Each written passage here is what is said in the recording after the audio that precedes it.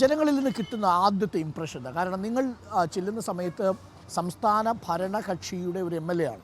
അപ്പോൾ സ്വാഭാവികമായും പെൻഷൻ വിഷയം, ആരോഗ്യ മേഖലയിൽ എന്തെങ്കിലും മരുന്ന് കിട്ടാത്ത പ്രശ്നങ്ങൾ, സപ്ലൈകോയിൽ സാധനം കിട്ടാത്ത പ്രശ്നങ്ങൾ, ഇതൊക്കെ നിങ്ങളെ സംബന്ധിച്ച് ചെല്ലുന്ന സമയത്ത് ആൾക്കാർ ചോദിക്കും. അത് ചോദിക്കുന്നുണ്ട്. നമ്മൾ വളരെ സമാധാനപരമായി അവർക്ക് മറുപടി കൊടുക്കുന്നുണ്ട്. കാരണം ഇടതുപക്ഷം പറഞ്ഞിട്ടുള്ള കാര്യങ്ങൾ ഒന്നുപോലും നടപ്പിലാക്കാതിരുന്നില്ല.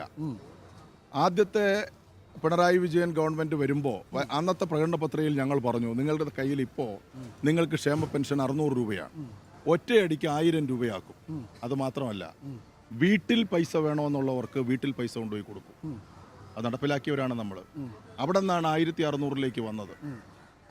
അപ്പോൾ ഇപ്പോൾ സാമ്പത്തിക പ്രതിസന്ധിയുണ്ട്. ഇത് കടുപ്പത്തിലുള്ളത് ഏത്? നമ്മുടെ ജഗതിയുടെ സിനിമയിലുണ്ട്. ഇത് കടുപ്പത്തിലുള്ളത്, ഇത് മീഡിയം അല്ലേ? അതാണ്. Thank you. ചേട്ടൻ്റെ പേരെന്താ? വാസവൻ. എത്ര കാലമായിട്ട് ഇവിടെ കച്ചവടമുണ്ട്? ജോയി സഖാവിനെ അറിയാലോ? പിന്നെ ആണല്ലേ? മത്സരം സ്ഥാനാർത്ഥിയാ? നമ്മുടെ സ്ഥാനാർത്ഥി. ഓക്കെ. ഞാൻ ആര് ജയിക്കുമെന്ന് പറഞ്ഞ് ചോദിപ്പിച്ച് കുഴപ്പമില്ല.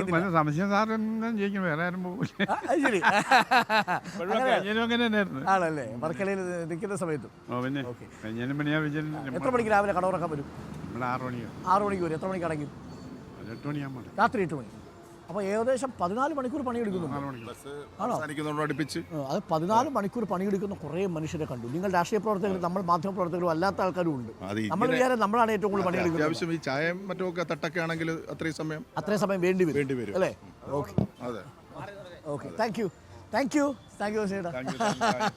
അപ്പോൾ നമ്മൾ പറഞ്ഞു വന്ന പോലെ മണ്ഡലത്തിലെ സാന്നിധ്യം, അതാണ് ഏറ്റവും പ്രധാനപ്പെട്ട കാര്യം. രണ്ടാമത്തത് ഞാൻ ഈ പറഞ്ഞ പോലെ സർക്കാരിനെതിരെയുള്ള വിരുദ്ധ വികാരം. അത് ഞാൻ പറഞ്ഞു വന്നത്, അപ്പോൾ നമുക്ക് പെൻഷൻ സമയത്ത് കൊടുക്കാനായിട്ട് പറ്റാതെ വന്നു. പൈസ ഇല്ല.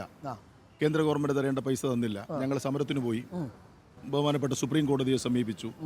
ഇപ്പോൾ ഒരു അനുകൂലമായ സാഹചര്യം വന്നു. ഇപ്പോൾ കാശ് വന്നു. 3 മാസത്തെ പൈസ കൊടുക്കാൻ പോകും. ഒരുമിച്ച് 4800 രൂപയാണ് ചെല്ലുന്നത്. അതെ. ഈ മാസവും അടുത്ത മാസം ഒരു 10-ാം തീയതിക്കുള്ളിലും ഈ 4800 രൂപ വോട്ട് ചെയ്യാൻ പോകുന്നതിന് മുമ്പ് കീശ നിറച്ച കാശുണ്ടാവും. അത് ബാക്കി അവശേഷിക്കുന്നതിന് 3 മാസം. പിന്നെ സപ്ലൈകോയുമായി ബന്ധപ്പെട്ട സാധനങ്ങളെല്ലാം വന്നു തുടങ്ങി. ഈ വിഷു, പിന്നെ റംസാൻ ഫയർ, അതിന്റെ ഭാഗമായിട്ട് മുഴുവൻ സാധനങ്ങളും നമുക്ക് കൊടുക്കാൻ വേണ്ടി കഴിയും. കുറേ കുടിശ്ശികളുണ്ടായിരുന്ന ആശാ വർക്കർമാർ, അങ്ങനെ അംഗൻവാടി പ്രവർത്തകർ, അവർക്കെല്ലാം ഫണ്ട് അനുവദിച്ചു. പിന്നെ നമ്മുടെ ലൈഫ് പദ്ധതിയുമായി ബന്ധപ്പെട്ട് ആ പൈസ അനുവദിച്ചു. ഹഡ്കോ അവരുടെ ലോൺ അവൈൽ ചെയ്തു. സ്വാഭാവികമായി നേരത്തെ ഉണ്ടായിരുന്ന ആശങ്കകളൊക്കെ മാറി. ഉണ്ടായിരുന്നു ആളുകളുടെ ഒരു സാധാരണക്കാരന് ചെല്ലുന്ന സമയത്ത്. കാരണം എന്ന് പറഞ്ഞാൽ പെൻഷൻ എവിടെയെന്ന് ചോദിച്ചാൽ നമ്മൾ വിട്ടുപോകും. അതിലൊരു പ്രശ്നം ഉണ്ടെന്ന് അറിയോ? ഈ 600 രൂപ പെൻഷൻ കിട്ടിക്കൊണ്ടിരുന്ന വല്ലപ്പോഴും കിട്ടിക്കൊണ്ടിരിക്കും. അപ്പോൾ ആ വിഷയത്തിൽ അച്ഛനെയും അമ്മയെയും മക്കൾ നോക്കുമായിരുന്നു. അവരുടെ ജോലിയുടെ ഭാഗമായിട്ട് കിട്ടുന്ന പൈസയിൽ നിന്ന് ഒരു ചെറിയ തുക ഇവർക്ക് നൽകുമായിരുന്നു. പക്ഷേ ഇത് 1600 ആയതിനു ശേഷം അവരങ്ങ് വിട്ടു. കാരണം അവർക്ക് 2 പേര് അപ്പനും അമ്മയും വീട്ടിലുണ്ടെങ്കിൽ 3200 രൂപ ഒരു ദിവസമായി. ഒരു മാസം ആകുമ്പോൾ 100 രൂപ ഒരു ദിവസം എടുത്ത് ചെലവഴിക്കുന്നതിന് അവർക്ക് തടസ്സമില്ല. ബിസ്ക്കറ്റ് വാങ്ങാം, മീൻ വാങ്ങാം, മറ്റെന്തെങ്കിലും മരുന്ന് വാങ്ങാം. സ്വാഭാവികമായിട്ട് മക്കൾ പിൻവാങ്ങിയപ്പം അവർ ഇതിൽ പ്രതീക്ഷ അർപ്പിച്ച് ജീവിക്കുകയായിരുന്നു. പെട്ടെന്നൊരു പണത്തിന്റെ ഒഴുക്ക് നിന്നപ്പോൾ അവർ ബുദ്ധിമുട്ടില്ല.